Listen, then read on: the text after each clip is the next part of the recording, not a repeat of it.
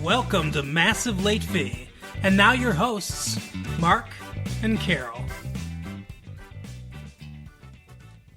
Well, hello everybody. Welcome back to Massive Late Fee. My name is Mark. With me as always is my wife, Carol. How you doing today, Carol? Hey, what's up? Oh, it's been a good week here. It is February 20th, 1999.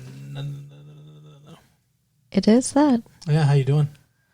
I'm doing good today. How are you? I'm fine. I mean, I figure we just go as fast as possible.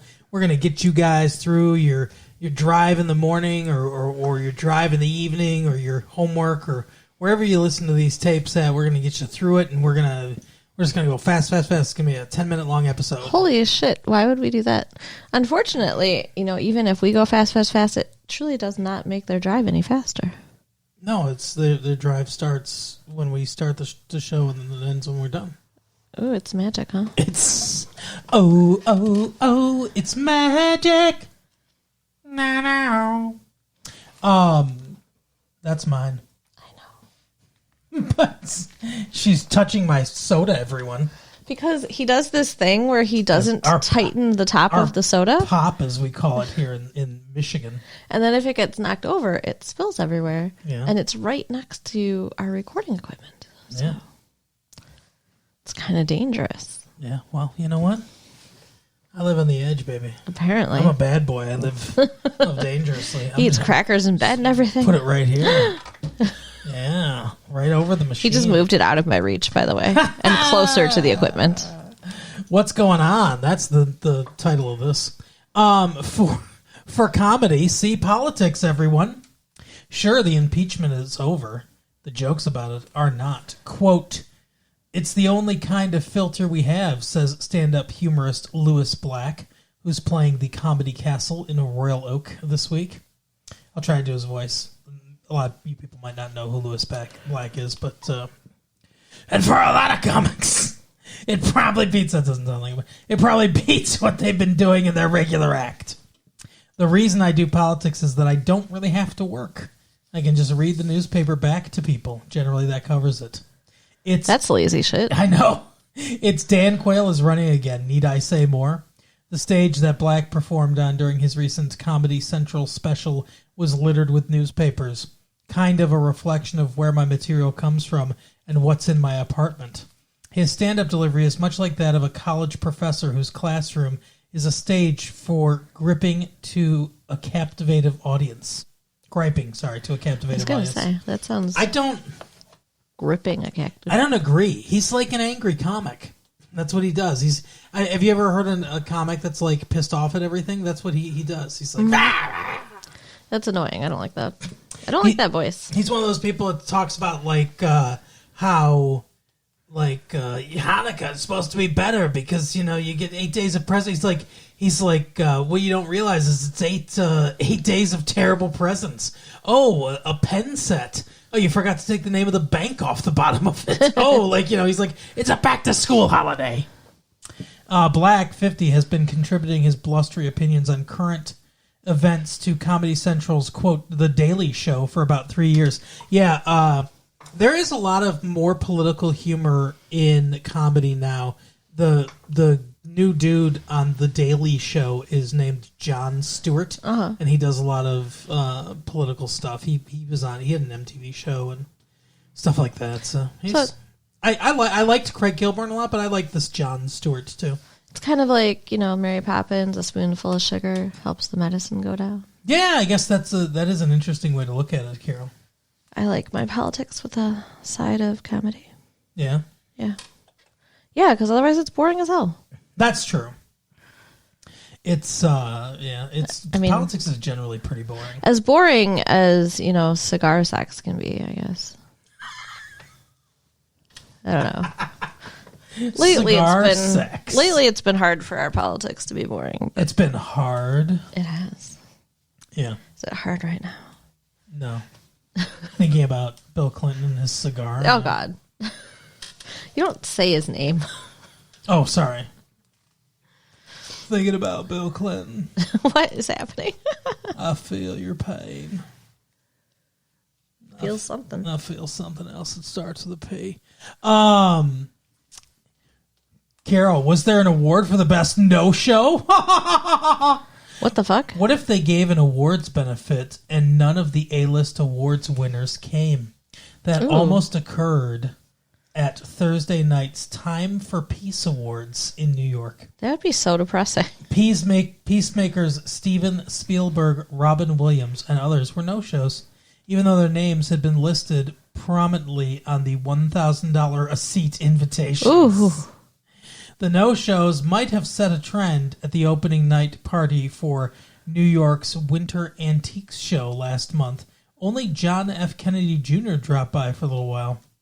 A solution? Bright Nights at the Whitney Museum next month honors no one at all. Okay. Interesting. So people paid $1,000 a ticket expecting that Robin Williams and Steven Spielberg would be at this event, and they weren't. Yeah, that's right. That's some bullshit. I'd be asking for my money back. I agree. I would too. I'd be pissed. Can you say anticlimax? Sure. Anticlimax. Thank you. You're welcome. There was a ho-hum feel to ER on Thursday night as George Clooney's Dr. Doug Ross left the NBC medical drama with a whimper instead of a bang. Ross quietly resigned in semi-disgrace from Chicago's County General Hospital and headed off to a new life in Seattle. But in reality, he headed off to life as a fucking movie star. Well, that sucks. Why'd they have to make him leave sad? I don't like that. Yeah, I've kind of stopped watching ER. Yeah. But Me too, but his character didn't deserve that. No, Dr. Doug Ross. We love him. We love, what's his name from Revenge of the Nerds, too. The one that didn't rape that girl. There's only one? That's a problem. No, of the two main ones. Anthony Edwards is his name.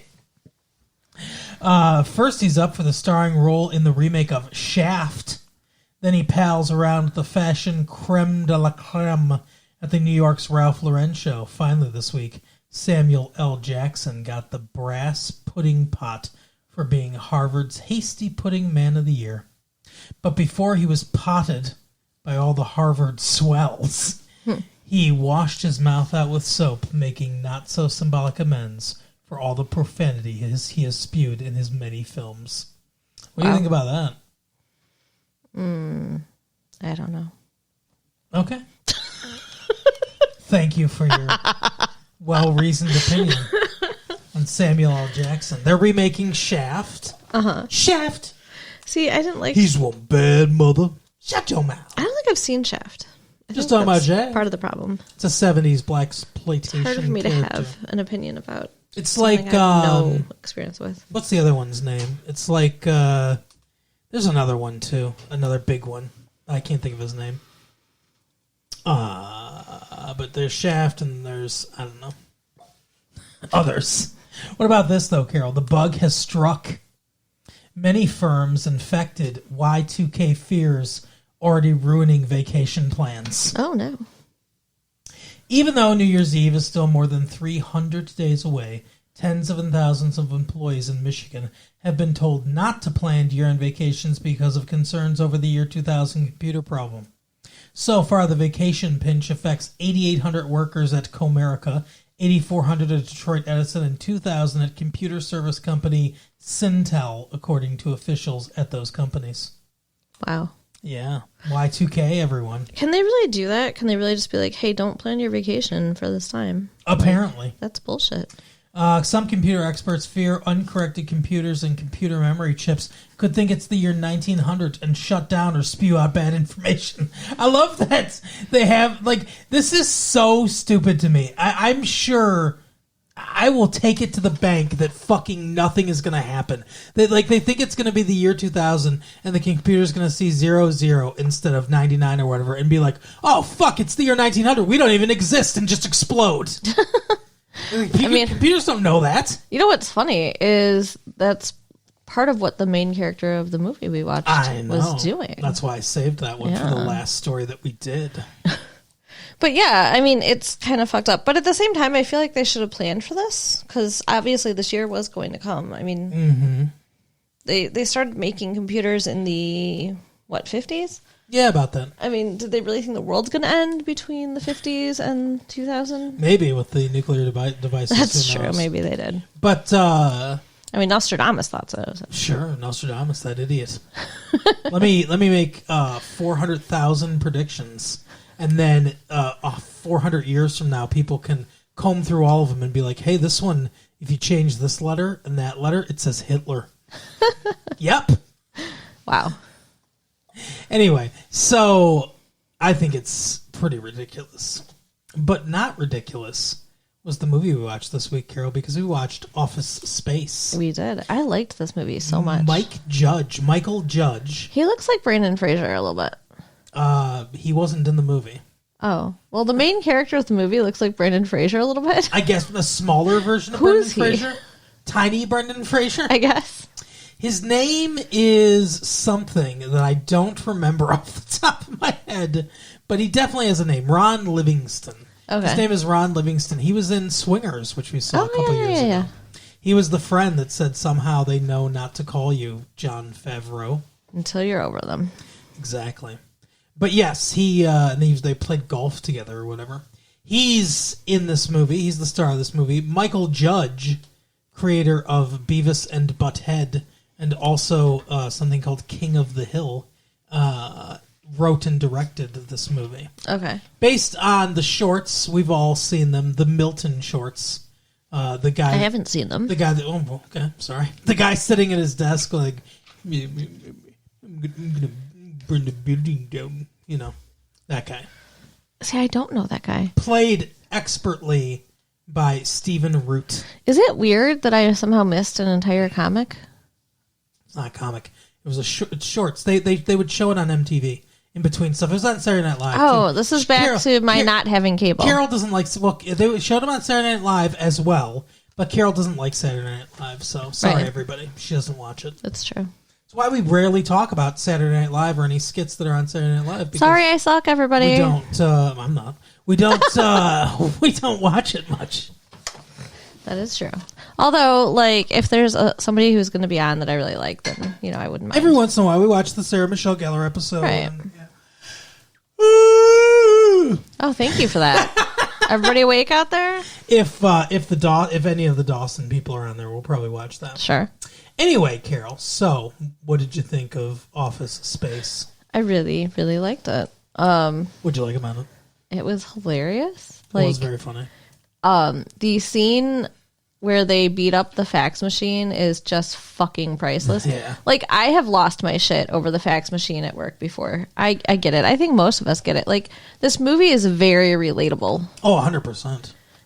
Just like anybody who's worked in a cubicle, you understand, like, there's no sunlight. You feel like a mole person. Mm-hmm. Exactly. Yeah. What would you do with $1 million, Carol? 2 chicks? No. Okay.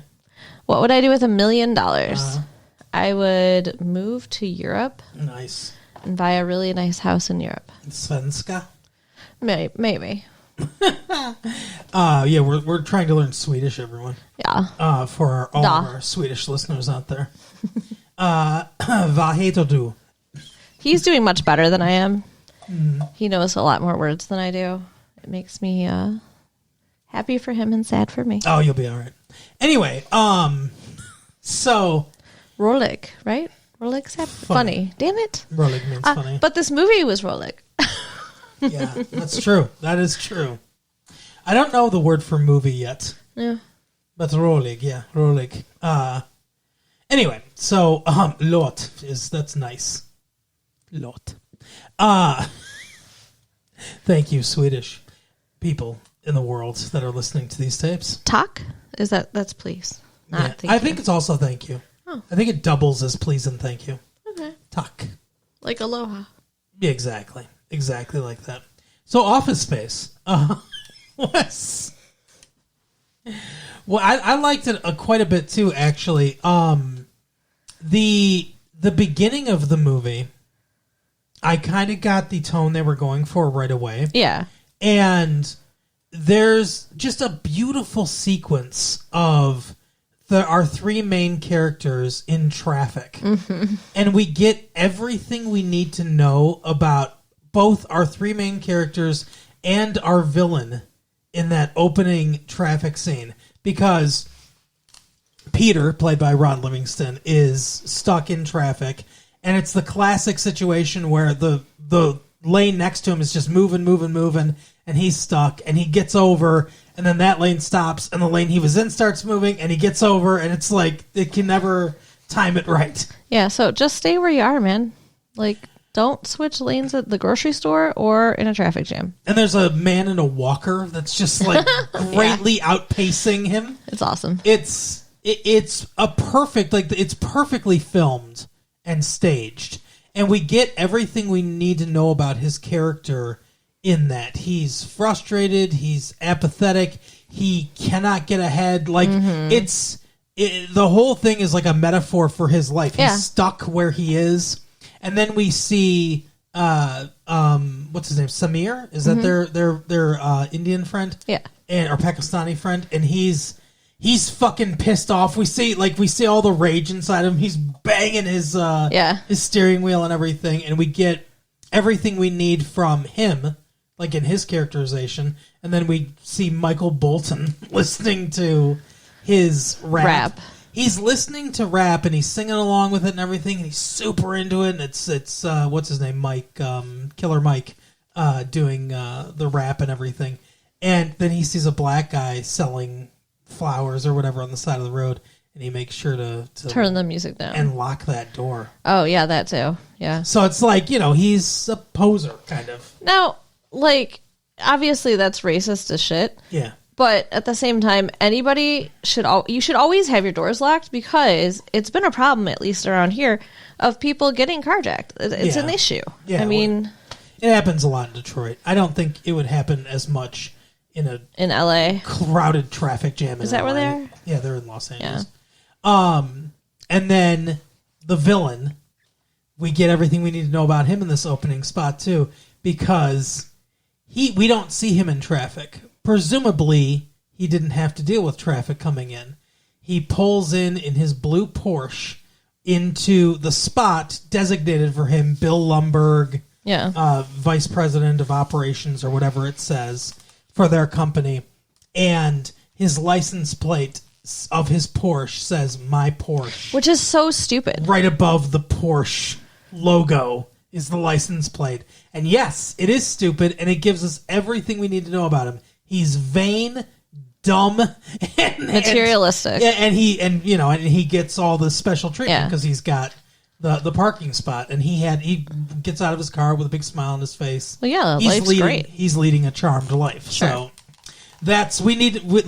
I love that in this, like, with no dialogue either, because the music's playing and the credits are going. And in 5 minutes, we know everything we need to know about the main characters of the movie. Yeah, it is. It's awesome. Do they touch on Jennifer Aniston's character towards the beginning too, or is it not until they go in to see her? No, it's not till they go in to see her. That's when we get her character. Most of the movie is told through Peter's point of view. There's a lot of there's some objective filmmaking, there's some subjective filmmaking, but most of it's told from his point of view. But we get a little bit of her too, separate from them, because she's dealing with the bullshit of work life in a restaurant. In a restaurant in a different way than he's going through it. They work at Inotech, which is different than Inatrobe, which is different than Nuatrobe, which is different than Logitech, which is different. They mention like 7 different companies, and they're all a take on Inna and Tech and Trobe. And, it's hilarious because it really does reinforce in a subtly funny way. This movie is very subtly funny. It's the best kind of humor, the dry, sarcastic type of humor. Right. But it really reinforces how interchangeable and stupid all these different companies are. Sure, I mean, I wouldn't say they're stupid. Well, a lot of them. This movie's about the bullshit of office politics and the dumb, busy work that everyone is doing all the time. A lot of which doesn't really matter that much. Yeah, well, because their company's actually going through like one of those. What what efficiency experts comes in and reorganization or something like that. They're like basically like interviewing for their job again, having to explain everything they do. So yeah, I mean, we get a lot of that. I can't think of the name of the actor. I wish I could, because he has a very small part in this movie, but he's brilliant. They go to to kind of start things out. I don't want to really go plot line by plot line. Right. We don't really do that for movies, but like at the beginning. They have something called TPS reports. I don't even know what they are. Oh my god, this was hilarious. But our main character, I don't think it matters what they are. our main character Peter, forgot to put a cover letter on them, which is something that they're doing newly now, and he gets told by Lumbergh, who is also a character from the shorts that you haven't seen, and it also played great by Gary Cole, hilarious. He's like, Peter, hi. I'm going to have you go ahead and, like, he's talking about his TPS reports now. He didn't put a cover letter on there. He's like, do you have that memo? And he's like, yeah, I got the memo. I just forgot and everything. He's like, yeah, well, you see, we're putting cover letters on them. He's like, I know. Yeah, it's like he's not even listening to him in any way. Like it's like he's talking to a wall. Yeah. Because he's like, we'll get you another copy of that memo. And he's like, I have it, right? He had it. I know. And then another boss comes by, and exact same conversation. Mm-hmm. Then he gets a phone call, and it's another boss. We don't hear them on the line, but he's like, yeah, I got the memo. And it's like, so he has to go through all this shit because he forgot one thing. Yeah, it's stupid. So he wants to get out of there and go to Flingers, Tchotchkes. Tchotchkes. Which I love. Tchotchkes, for those of you who aren't Jewish, it's a little useless crap. And it's a take on TGI Fridays or Bennigan's? Huh? Bennigan's? Yeah, Bennigan's a little bit too. Any of those restaurants with just crap on the wall. Yeah. So they're going there, and that's where we find Jennifer Aniston. But they have this conversation and everything. He's like, "Oh, I have this big crush on Jennifer Aniston because she's in Friends." And I can't ask her out though because I'm a loser. And he's got a girlfriend, kind of like. It seems like they're in a very precarious place in their relationship. Yeah, well, no, he does have a girlfriend at the beginning of the movie. It does not last long, but he does have one. But he keeps saying, they're like, aren't you going on? He's like, I'm trying to make things with Anne work and stuff. It seems like they're going through stuff. Well, yeah, and then he keeps saying that he thinks she's cheating on him, and everybody's like, yeah, I think so too. I got that feeling too. But so then they leave. This is the part I wanted to, because I just love the way this is filmed. They leave the restaurant and they're accosted by one of their employees, who I cannot remember. Like I said, I can't remember his character's name, and I cannot remember the name of the actor. But he's been in other stuff, and he's very good. Yeah. And he's like, this efficiency expert's coming in and saying the stuff you were saying, like, you've got to interview for your own job, and he's all like doom and gloom and stuff. And I love it because the camera's pretty far back. It's like wide angle lens, but we see that the lawn between where their work is and the restaurant is like a big dip and everything, and they're just like fucking hoofing through this ditch and they're like struggling through it. It's really like another subtly funny thing. But he's like venting and saying like, hey, we're all going to get laid off. We find out later why he's so worried. Yeah, because he does nothing. Yeah.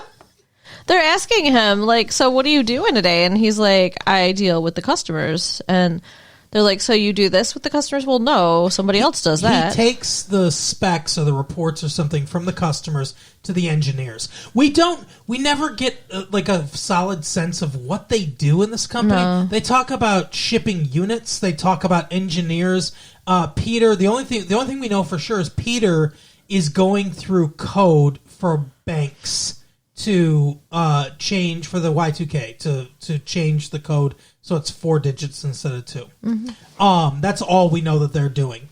But yeah, he's like, I take the prospectus or whatever from the customers to the engineers, and they're like, well, why couldn't the customers just give them to the engineers? He's like, well, engineers aren't good with people. I'm good with people. I have people skills. And they're like, oh, okay, so you physically take them from the customers. Well, no. They mail them in or fax them or give them to my secretary. And they're like, well, you physically take them to the engineers then, right? And he's like, well, I mean, no, sometimes. And it's like, so, like, all of this could just be an email, like an email to an engineer. Like, there's no reason for his job. Yeah.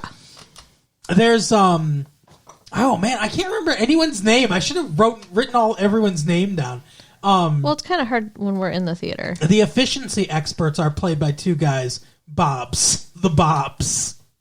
And one of them is, John McGinley. John C. McGinley, I think is his name.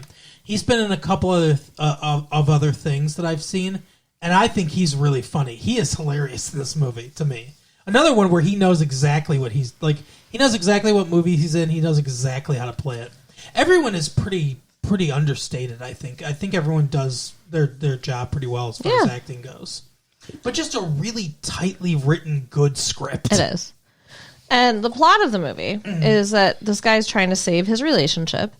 So he goes to a hypnotherapist with his girlfriend. Yeah. And when he's being hypnotized, he's being told, you're going to go into a relaxed state and have no worries or whatever. And then, when I count to 3, you'll come out of the state. And the guy has a heart attack and dies right before he says 3. So he's just left in this state. Right. Which is never resolved. No, it's not resolved. It's resolved by one line, I guess, is supposed to be the resolution. Is he was like, I don't know what happened to the therapist or whatever. He's like, maybe it was just shock or whatever, realizing that life is short. He's like, whatever it is like kind of worn off. Because you can see as we go through the movie that it does wear off. Yeah. I think that, this is how I interpret it, for the first maybe 3 days, 2 or 3 days, he's under the influence still of this hypnotherapy. And then, slowly he kind of comes out of it. And I think he realizes those days were so much better than the rest of my days. And that guy just fucking died in front of me. And I think the shock of that really was, changed his character. And was like, you know what? Fuck this. Fuck being miserable all the time. And I think that's when he just decided, I'm just gonna act the way I want to, and that's what we get for the rest of the movie. So it makes sense. It is never really resolved, but it makes sense, and he does kind of address it. Yeah. But I do think it's funny. This is another darkly funny thing when he's in the hypnotherapist office. He's talking, and he's like, I realized that every day of my life is worse than the last day. So anytime you're seeing me, it's on the worst day of my life. Yeah. And he's like, what about today? Is today the worst day of your life? He's like, oh, yeah. And he's like, oh, it's messed up. Yeah, that was pretty funny. But yeah, that's the basic plot. And so he just decides, I'm not going to play the game anymore. I'm not going in on the weekends, even though they want me to, because fuck that. And I don't even want to work anymore. I'm not even going to go, into work anymore. Fuck this. And he goes into work for one thing, to pick up some stuff. Right. And he just happens to, because his buddies are like, hey, you're supposed to have a meeting with the Bob guys. And he's like, oh, okay, I'll talk to him for a second. just whatever, you know. And then he starts talking to them, and he charms the fucking shit out of them. Mm-hmm. It's so weird, I guess it's just the honesty of saying, hey, I don't do any fucking work, and I'm not motivated to do any work, and all this stuff. And we kind of, it's sort of fades and stuff, because we get the idea that they talk for a long time. Mm-hmm. Well, yeah, I mean, that's probably the dream for these guys, to have somebody actually be honest with them, because everybody's always trying to watch their own self-interest in these situations.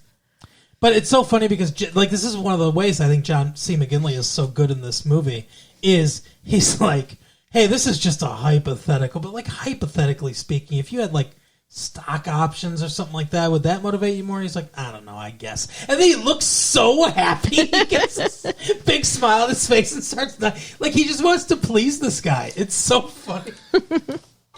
Oh my gosh, the cat is distracting me again because he's batting around a little bead. And oh, wow. He's not going to eat it, right? No, he'll be fine. Don't die. You can pick it up if you want. Don't die, kitty.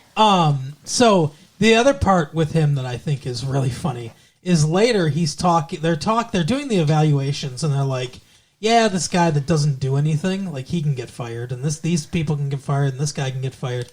And Milton got fired like 5 years ago. Yeah, laid off. But for some reason, they kept paying him. There was like a glitch in the payroll, so we just fixed that. Well, they never told him he was fired either. They also never told him. So he wasn't fired then.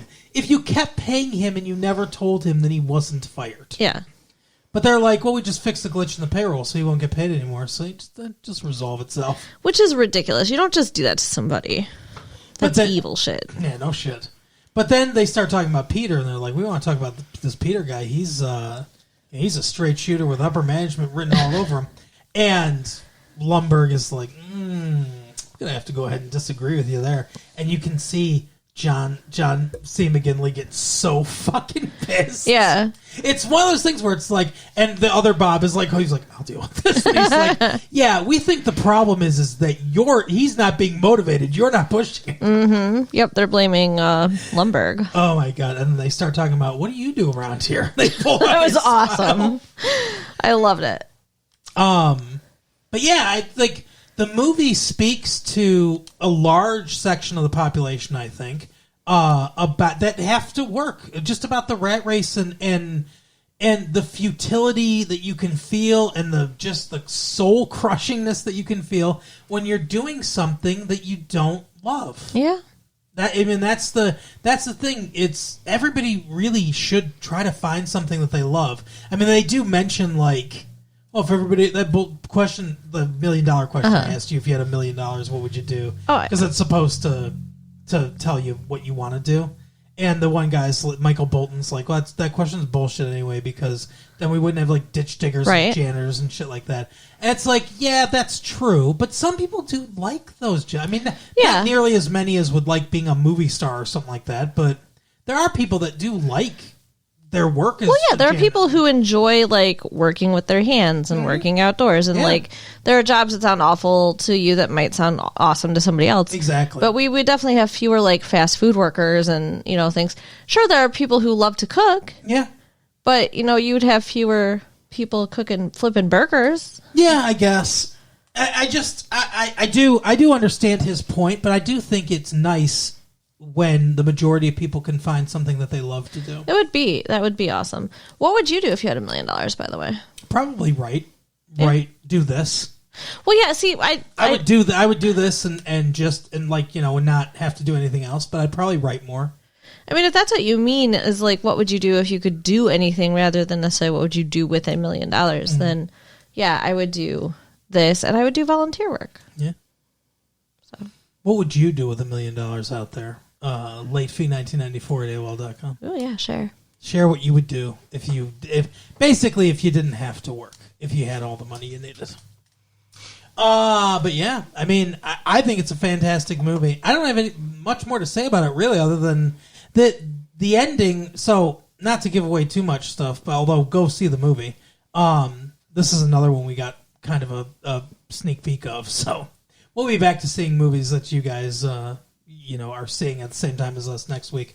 But what would you do? Not to give too much away about the ending of this movie or anything, but the resolution I thought was good of the film. Yeah, the resolution of everything that happened.